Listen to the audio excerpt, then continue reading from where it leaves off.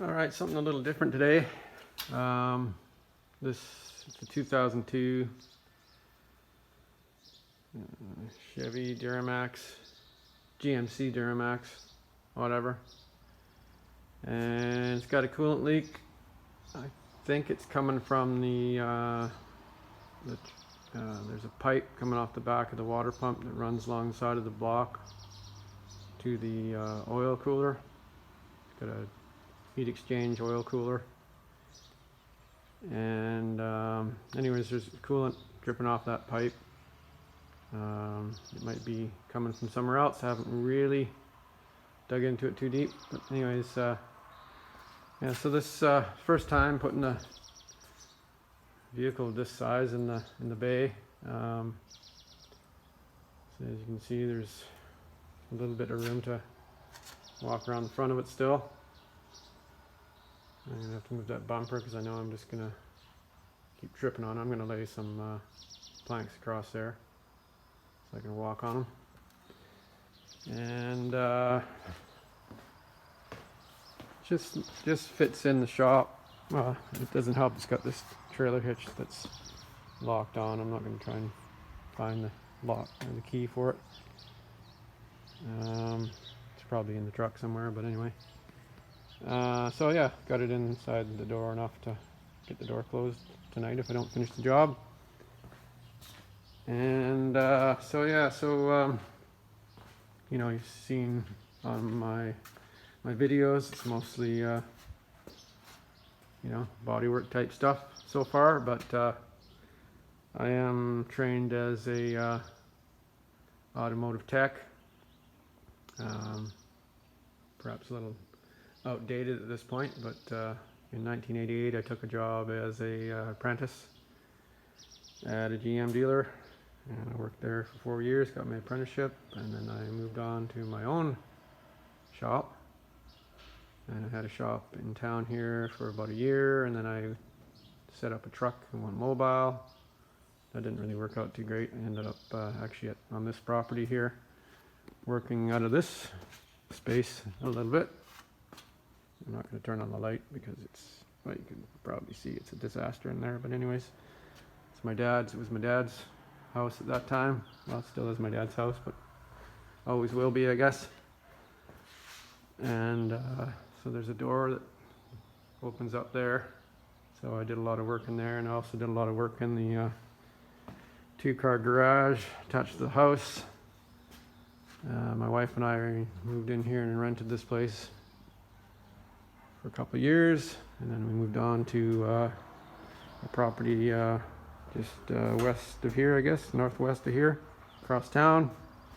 And for 18 years we lived there, and for 18 of those years I had a little wrecking yard there, did some wrenching out there, and then we've been here for 6 years now. So if you're into doing some math, you can figure it all out. But just in this first of this year is when I quit my last job that I had as a heavy-duty mechanic and started up here on my own again. So anyways, for I guess 14 years I worked as a heavy-duty mechanic, and you know, in those 14 years I did, you know, a bit of car stuff, and rebuilt some cars from salvage, did some painting, bodywork, that kind of stuff, frame pulling. And so never worked on a Duramax before, but you know, I always say it's just nuts and bolts, and pretty confident that I can fix this truck.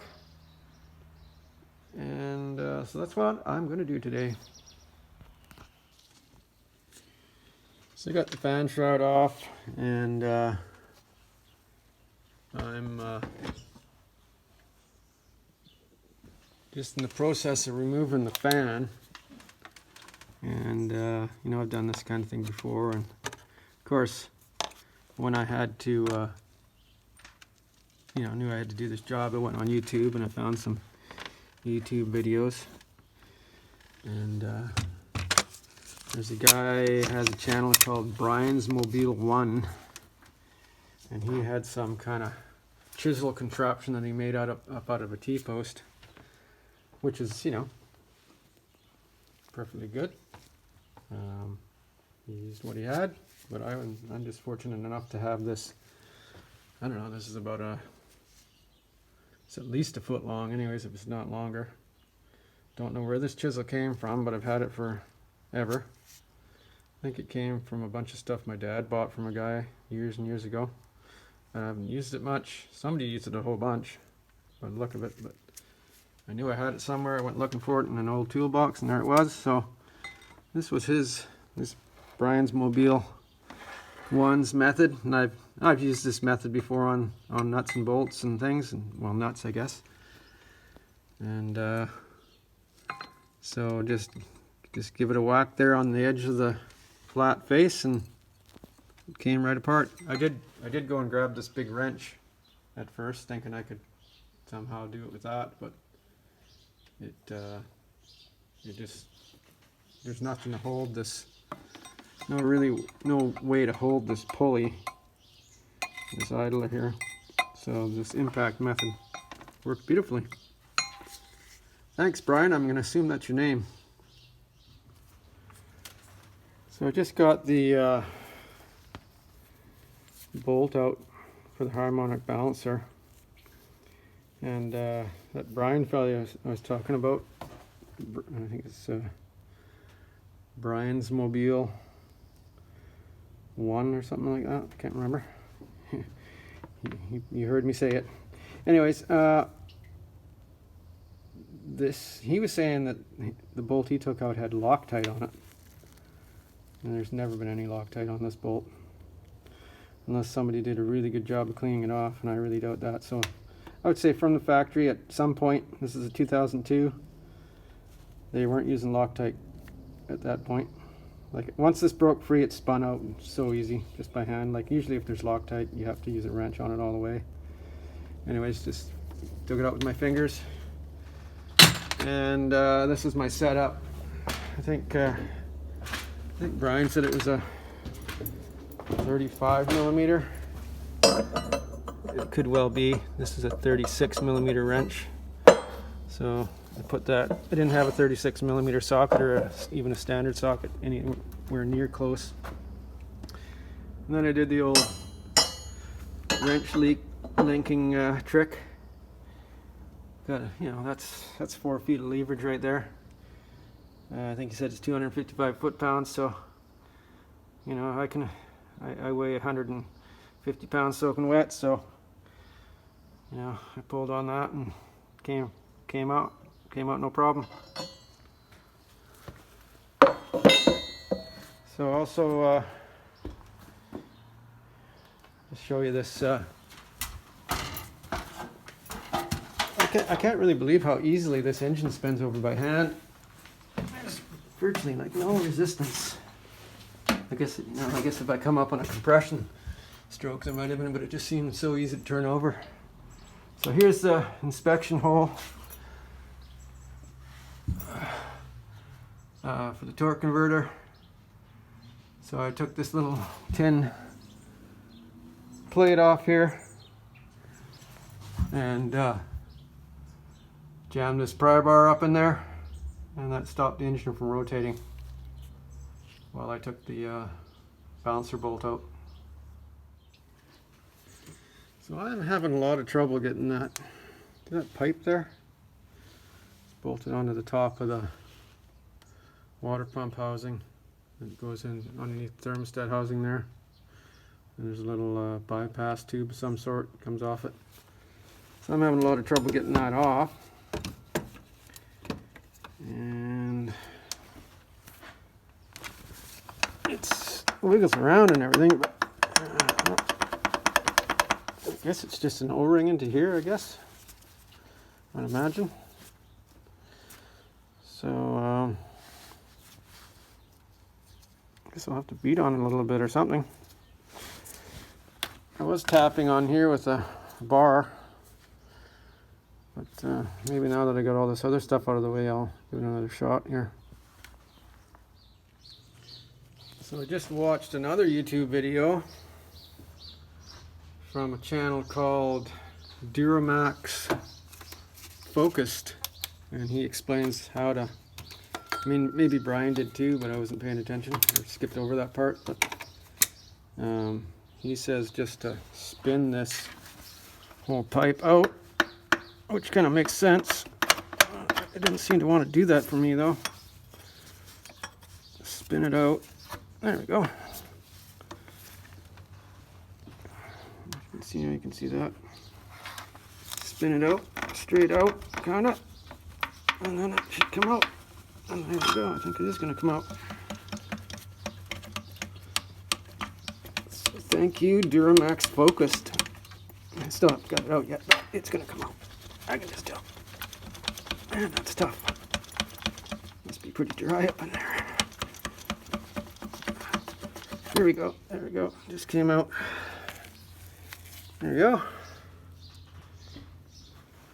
Thank you. Alright, so now I got the power steering pump pulled up out of the way.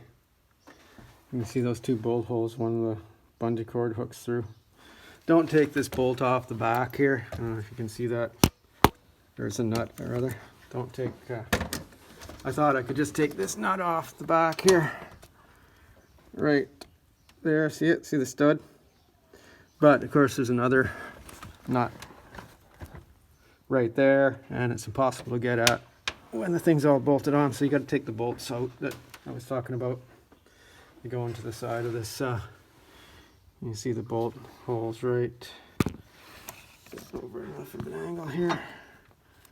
They're right on that, see them? Right there. They're on this power steering. Well, it's a power steering bracket, but it's also this bolts onto the front of the engine for the compressor, AC compressor. So, anyways, now I can easily. I can just position the light here somewhere, and if I had the right wrench, anyways, I can easily get my hand on that now. See my fingers touching it.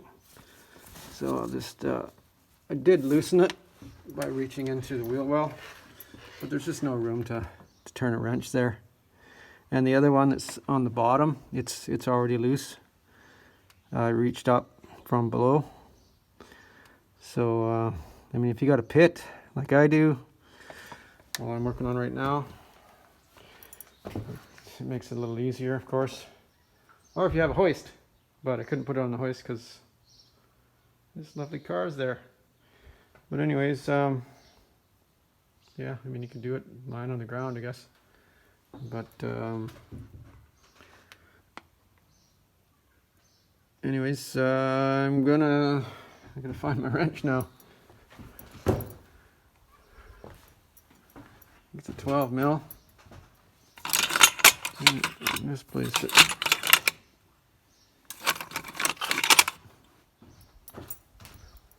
Oh, there it is. So I'm going to reach down in there. Get this wrench on here. Hope we got it going the right way. I don't think so. Got a ratcheting wrench. There we go. Oh, I'm getting trapped by the mouse trap. Hang on, I gotta stop this. Alright, so I managed to get that top stud off that you can see there. Right there. I don't want to focus on it. Too much other junk in the way. So right there, got that one off from the top, and I got the other one off by a combination of reaching up past the tire rod ends and everything, with that ratcheting wrench, and then undoing it most of the way, and then I reached underneath here with my right hand while I was kneeling on the bumper, and took it off the rest of the way with my fingers. So now this is free of the water pump, and the water pump is going to come off. There you go.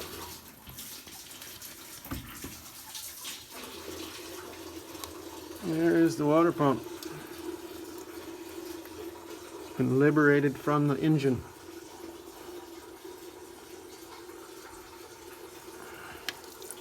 It's spilling all over the place.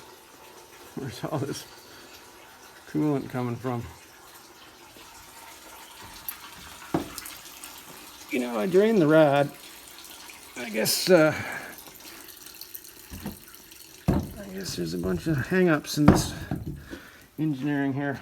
Okay, there you go. There it is. Off to the parts store. Just one more thing before I take off.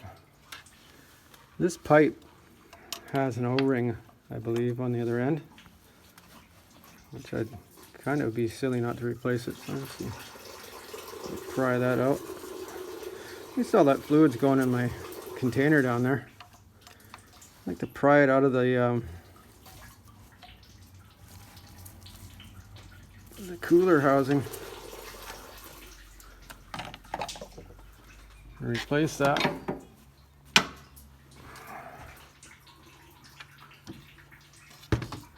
While we're here,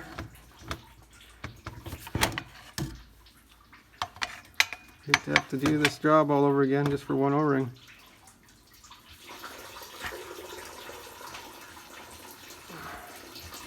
Maybe you can't get it out when it's bolted to the engine. There's a lot of things that are kind of silly on this truck. They're on this for this particular job. Probably could have been made a lot easier. You should make these engineers do these things. And maybe they'd take a little more time to design it so you can actually fix it. Well, I mean, you can fix it, but fix it easier. There's the coolant pipe. It's in there with the O-ring. The O-ring's not on it right now. But came out of there. Just have to pry really hard on it. It's. I guess there's a bit of corrosion where the hole that this end of the pipe goes into, and that O-ring just doesn't want to slide by it. I just out of curiosity, or just out of just trying to figure out what the deal was, I went online and there's somebody suggested you have to take the motor mount off, but you don't. It comes out of there. Just pry hard. I sprayed some Move It up and around there too, so that helped, I think. Anyways, there you go. Okay, if you're gonna do this job, make sure you have this gasket. Here's the part number. This is the old gasket. I might have got away with using it, but I didn't want to take a chance. So anyways, a bit of a runaround for me to get this. Nobody seems to know, they say there's 3 options for this gasket, but every video I've looked at on YouTube, this is the only gasket that I've ever seen. So anyways, don't forget to get it. Okay, so now that I'm at this stage, I've got all the connections made to the water pump. I got all the pipes put back in. Water pump's obviously bolted to the engine. The lower rad hose is on there, clamps tight, and of course the drain on the rad is closed. So now's the time where I'd want to fill up the cooling system. And if you got a pressure tester, might not be a bad idea to pressure test the cooling system right now too. I'm going to go ahead and fill it up. There's a bleeder on top of the thermostat housing here, so I'm going to take that out or open it, and then once I see fluid there, I'll shut that, and then I'll just go ahead and reassemble the rest of the engine. And then I guess while you're working on it, if you see anything dripping out, then you got to kind of back up and figure out what's going on. And I apologize for all the noise. I'm working in front of this tin roof here, and it's raining. Alright, the rain's pretty much stopped outside. I guess it has stopped outside, but it started inside. So this is exactly what I was talking about, why you want to fill up the cooling system before you put the whole thing together. This right here this pipe where it goes into the thermostat housing. There's an O-ring there, and I guess I must have cut the O-ring when I put it together because it's pouring out of there.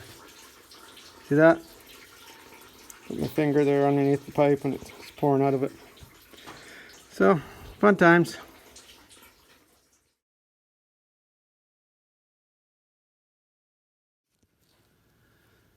Okay, now that it's not pouring rain, I'm just going to talk about this a little bit. Okay, so I took the power steering pump off, you know, just because I thought for me it seemed easier to get at those outlet tube nuts on the back of the water pump housing. I think if you had the right socket combination, you could probably take the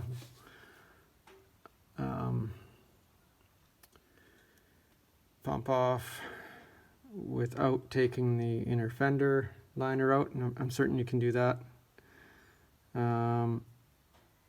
Like a semi-deep socket, or you know, like, yeah, there are such a thing as a semi-deep socket, just not quite as long as a deep socket. I don't have any. But anyways, I had the inner fender off anyways, and I could easily see those screws as you saw earlier in the video.